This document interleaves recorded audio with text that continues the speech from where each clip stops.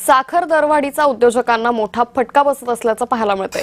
जळगावात उद्योग व्यवसायांवर मोठा परिणाम झालाय। दर 70 ते 75 रुपयांवर पोहोचले, उत्पादन 90% घटलंय। साखरेचे दर अनियमित झाल्यानं उत्पादक आणि विक्रेते संभ्रमात आलेत। जळगाव एमआयडीसीतील साखरेवर अवलंबून असलेले अनेक उद्योग पूर्णपणे बंद होण्याची भीती व्यक्त केली जाते। याचा थेट परिणाम या उद्योगांवर अवलंबून असलेल्या मजुरांवरही होणार आहे। त्यांच्या रोजगाराचा प्रश्न निर्माण होण्याची शक्यता आहे। जेव्हा साखरेचे रेट 45 रुपये होते त्यानुसार आम्ही मार्केटमधून ऑर्डर बुक केलेल्या होत्या, परंतु आता अचानक साखरेचे रेट 65-68 पर्यंत गेलेले आहेत होलसेलमध्ये। तर आता आम्हाला त्या ऑर्डर कंप्लीट करण्यासाठी नुकसानीमध्ये त्या ऑर्डर कंप्लीट कराव्या लागत आहे आणि त्याच्यामुळे आम्हाला त्याचं नुकसान तर होतच आहे। त्याबरोबर आता आम्ही प्रोडक्शन नवीन ऑर्डर आम्ही सध्या घेत नाही आहे, कारण की नवीन रेटनं व्यापारी आमचा माल घ्यायला तयार नाही आहे।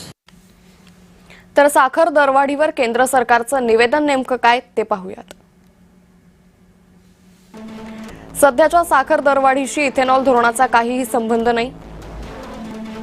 उत्पादनात घट, उत्सवांमुळे वाढलेली मागणी आणि साठेबाजांमुळे दरवाढ झाली आहे। भारताच्या एकूण इथेनॉल निर्मितीपैकी 3/4 उत्पादन धान्यापासून होतं।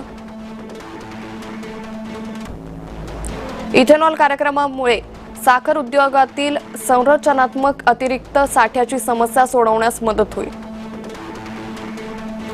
ऑक्टोबरमध्ये साखरेचे दर नियंत्रणात येऊ शकतात। ऑक्टोबरमध्ये 3 ते 4 लाख टनाच्या तुलनेत 10 लाख टन उत्पादन शक्य आहे।